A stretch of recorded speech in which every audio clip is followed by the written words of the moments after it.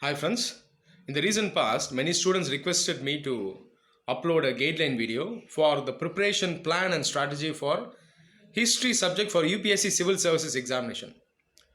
One of the most often heard grievance from students is that I started studying history from NCRT and other resources.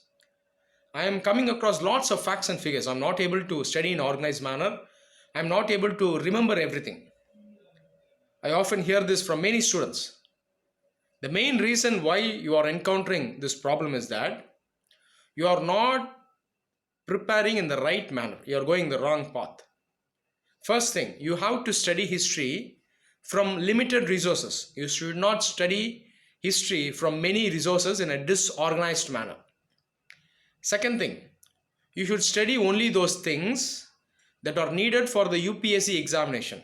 One should not study everything in the history books. Thirdly, one should study in the manner of obtaining knowledge. One should not try to memorize lots of facts and figures. Even history should be studied in a conceptual manner. Understand the concept first. Over the concept, you have to memorize the facts and figures. If you study in this manner, history will be a very enjoyable subject for you to study for the IAS examination. Now, I will explain how to start preparing for the history subject for the UPSC examination. Let me list out the resources first. You should start with the NCRT book, base books starting from 6th standard. So I've already given the book list for you. Once again, I'm giving the book list in the description of this video. So NCRT books are the base books for history preparation for IAS examination. So if you complete the NCRT books, the advanced books within NCRT is the higher secondary books. If you complete all the books, this will be enough for both prelims as well as mains examination. Don't mechanically divide the examination into prelims and mains. The knowledge is same, knowledge is integrated. Only the manner of reproduction varies between prelims and mains, right? So NCRT books are the base books. In case NCRT books are difficult for you to study, in case if you feel that the language is somewhat difficult, you can start with the SCRT book, okay? Whichever state you belong, you can take the SCRT books. You can start studying with the SCRT books. Once again, knowledge is same. You can't change history. It doesn't matter which resource you study from. Knowledge ultimately matters. So start with the SCRT books. Try to finish history. After this, whatever topics or chapters you have left, this you can later cover from NCRT books in a selective manner, right? The parts that you have to focus on history subject can be broadly classified into ancient history, medieval history, modern history, and apart from that you have to study art and culture. So these are the important parts you have to study under history. For art and culture, you can refer to the separate book called Nitin Singhania. So apart from NCRT book, you can refer to this source. Now, I'll explain how to study history, okay? The most important mistake done by candidates is that they will start studying, they will just start memorizing everything. This is a wrong procedure. You should study in a structured manner, right? You will have to correlate various aspects within history. You will have to correlate, link, interlink and study various things within history, be it ancient, medieval or modern. For example, let's take ancient India. There are many dynasties, Mauryan dynasty, Gupta empire and so on. When you study each empire or dynasty, you have to study everything from a conceptual point of view. You have to divide these into various dimensions. When you study Mauryan Empire, you divide the Mauryan Empire into administration, military, economy, culture and so on. For example, how the Mauryans, they governed the country. How was their administration? What was the basic administrative setup? How was their military? What was the basic setup? Okay. How was the culture? What are the various elements of the culture? For example, the great ruler Ashoka, he used Buddhism as a tool, right?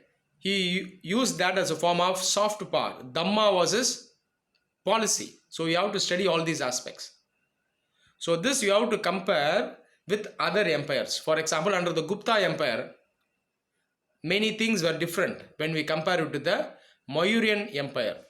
With the Gupta Empire, everything started decentralizing in India. Economy went back from advanced economy into a feudal economy, right? Manufacturing India started becoming a agricultural India. Slowly regional languages started developing. Okay, so this is how you have to compare and study. Okay, the same applies for culture also. Let's take Indus Valley civilization. Okay, on the other hand, we can take the Vedic period. You have to cross compare various aspects of culture. Okay, how the Indus Valley people worshipped, how the Vedic people worshipped. Okay, the Indus Valley people worshipped many symbols. Okay, they worship the reproductive organs, right? The Vedic people, they worshipped nature, they worshipped fire, they worshipped water, they worshipped sky. Okay, they worshipped gods like Indra and Varuna. This is how you should compare and study. If you compare and study various aspects into various dimensions, everything will be easy for you. It will be very enjoyable for you to study history. The same applies for medieval India also. Let's take rulers like Akbar, Shah Jahan and so on. Once again, you have to study various aspects. Okay, economic aspect, military aspect, right? So this is how you have to compare. Let's take the military reforms for example, Mansabdari system for example. You have to cross compare under every ruler how the Mansabdari system changed. Similarly, the feudal system, Ikta system, Mukti system and so on, who introduced, how these systems underwent reforms and changes under various rulers.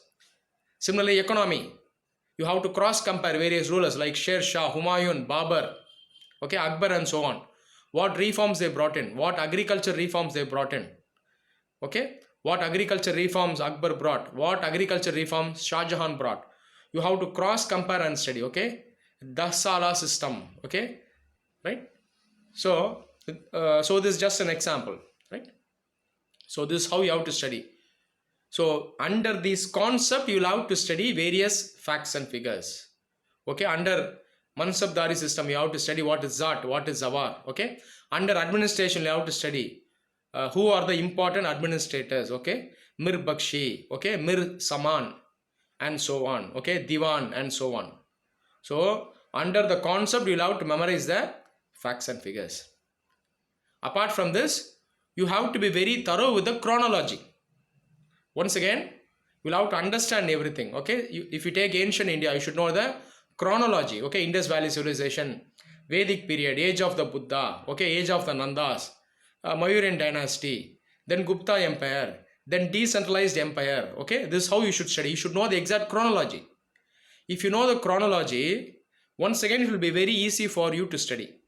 The same applies for medieval India also. Okay, for example, Delhi Sultanate, then the Mughal period, then the Bahmani empire, Vijayanagar empire, right? This is how you should focus on the chronology of the events and the various empires.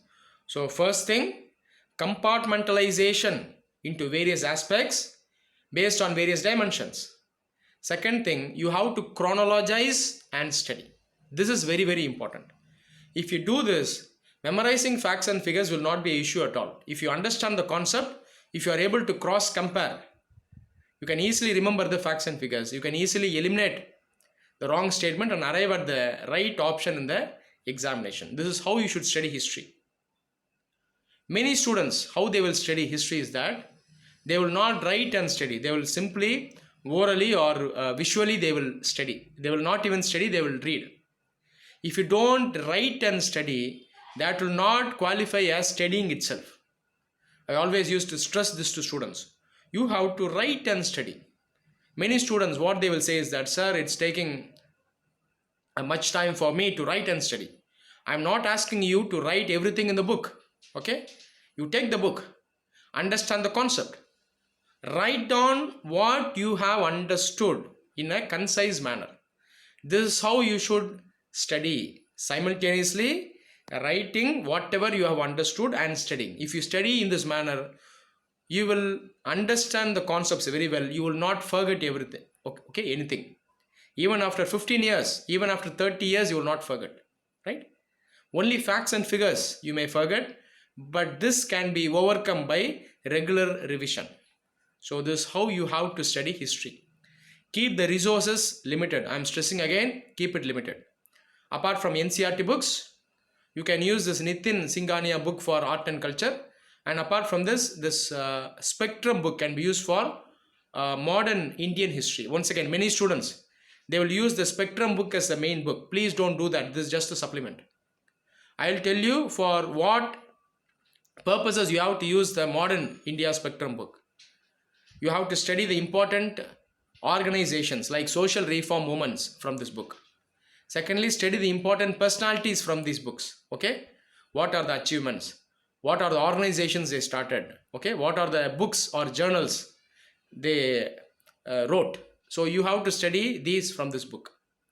Apart from this, you have to study the important British era legislations from this book, from the Spectrum book. Apart from that, you have to study the important acts. Okay, important acts, the list of governor generals and viceroys, their specific achievements. Okay, apart from that, the list of the conferences held by the Indian National Congress. So only these facts and figures have to be studied from the Spectrum book. Otherwise, don't use Spectrum book as the base book. Spectrum is only a supplement. First complete NCERT, then start Spectrum.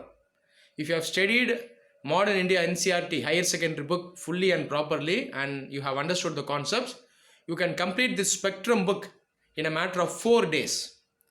But what many students will do is that they will simply study the Spectrum book alone. They will study that for months. They will not understand anything because they will just memorize the facts and figures. They will not imbibe any knowledge at all. This is how you should study, right? The same applies for art and culture also.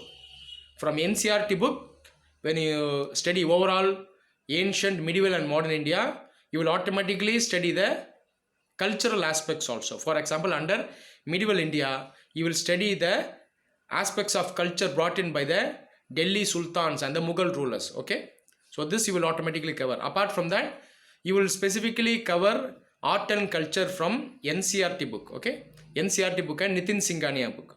So these two books, art and culture, introduction to art and culture, and Nitin Singhania, you can use for art and culture. These books are very basic in nature. The illustration is also very good. So you take these two books for art and culture. Once again, study in a conceptual manner. Okay, you can draw simple diagrams also. In the rough note, you should write and you should study. Okay, for example, temple building, you should draw the diagram. Okay, Shikara, Vimana, Gopuram and so on, and you should underline, right? If you study in this manner, you will not forget at all. Okay, similarly, other stuff such as religions, languages, dance forms, folk art and so on, all these stuff should be studied in this manner only, understanding the concepts, right? So if you do this, you will cover history very easily. Before the prelims examination, around 2 months before the examination, you should do 2 complete revision of all the books, NCERT books, including art and culture, and Nitin Singhania book and Spectrum for modern India. After completing this, you can use this online resource. Okay, please go to IGNOU. Okay, or you can use NIOS material. NIOS is better. Okay, please Google NIOS history material PDF. You will get the link. Download the link for ancient India, medieval India, modern India as well as art and culture. You download these files. Just brush through before going to the examination. So these files, online files, they will give the information in a short, concise and consolidated manner. They will illustrate the important facts and figures also, right? So this you can just brush through before attending the examination. Now a very important doubt raised by many students. I started with the NCERT. I started with the SCERT also. I am not able to understand. Everything seems very complex to me. What can I do? The solution is very simple. I suggest this remedy for you. Just do the reverse. Start with the NIOS material first. Download the online material. Study this material first. Okay? You will get an overall idea. You will study everything in a skeletal framework. You will know what to study and what not to study. So study this material first. So candidates who are having this specific problem, you should do this. Not everybody, right? So don't use this as a shortcut. Only people who are not able to understand. When you study with the conventional book, you have to take this route. So just do the reverse. Start with the NIOS material, then start with NCERT book and do the same process which I just explained. Right? So once again, you have to study everything conceptually, understand, compartmentalize, compare, chronologize and study. Whenever you study and whatever you study, simultaneously write and study and do revision also, right? So if you do this, if you follow this advice, definitely history will be a cakewalk for you. All the best.